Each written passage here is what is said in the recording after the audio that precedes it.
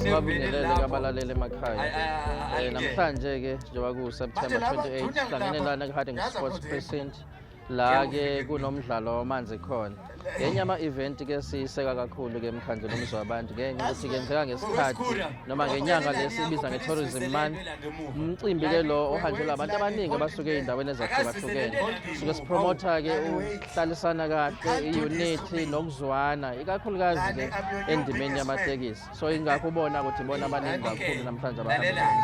Kodwa kunye sikwenza sikuseke kakhulu ke ingenxa ukuthi uyasilethela iy'vakasho ey'ningi ey'suke ey'ndaweni ezahlukahlukene. Ngikhuluma nje izolo baningi bekade belele la, khona ama-SMMEs adayisayo khona la, akhona ama-SMMEs anombukiso noma exhibithayo la. Impahla yabo iyakwazi ukuthi ibone abantu abasuke ey'ndaweni ezahlukene ukuze bakwazi ukubona ukuthi-ke yini esinayo emizwa yabantu.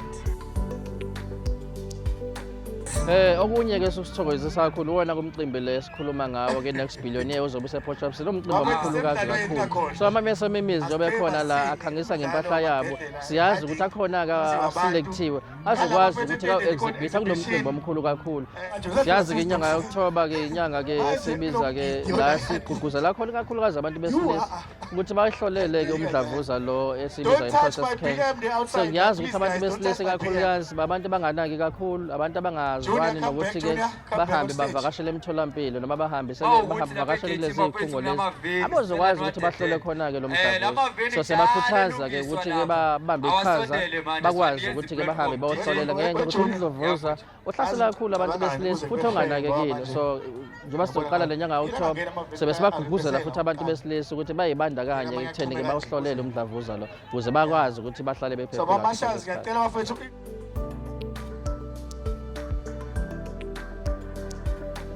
Ngiyabingelela kakhulu ukubabukela ekhaya. Nikhuluma noNkanyezi wakwaDlamini. Ngokuzalwa ngizalwa khona la but ngizalelwe emakhayeni aseHarding kwaJali isigodi embizweni. Ibhizinisi engisebenza ngalo I'm a tailor. Angeke ngithi ngumthungi because there's a difference. I'm a tailor, I'm a professional tailor. I went to school for it, ne-diploma kwawo. I started working 2018 and then I advanced from tailoring to cutting, to being a cutter.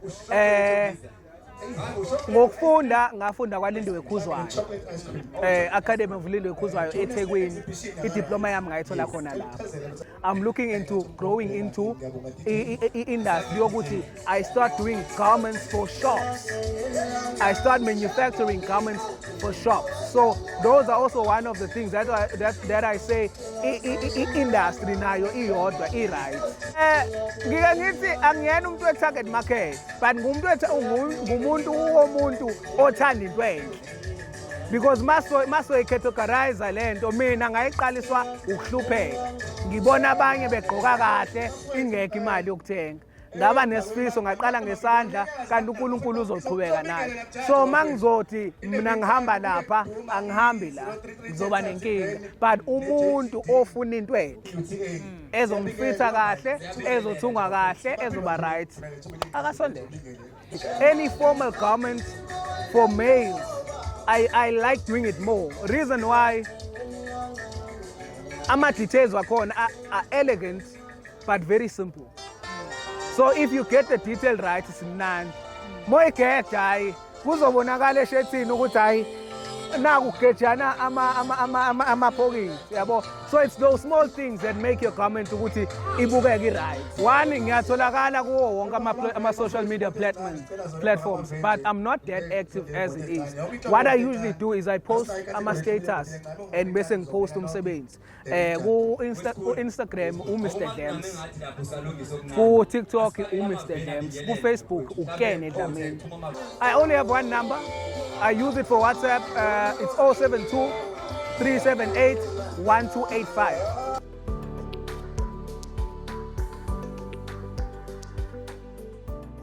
Igama lami nguYongama ngwakaMtenga, ngiphuma kwikhampani uStyled by Her. Siyathunga, sigxile kakhulu ey'mpahleni zey'ngane nezabantu besifazane, kodwa nabantu besilisa siyayithunga nazo. Senza iy'ngubo imibhaco kanje i-traditional, siyawenza no-casual, iy'ngubo zokuswenka kanye ney'kipa zakhona ezomshado besingakafiki kuzona. Ne-passion kahle kahle fashion ngiyayithanda kakhulu. Iyona engigqugquzele kakhulu ukuthunga nje. Ngikhule ngithanda i-fashion, ngithanda ukugqoka ney'mpahla ezamawami. Uthando, uma ethandweni ukuthunga. Inamba yami u-083 780 1377.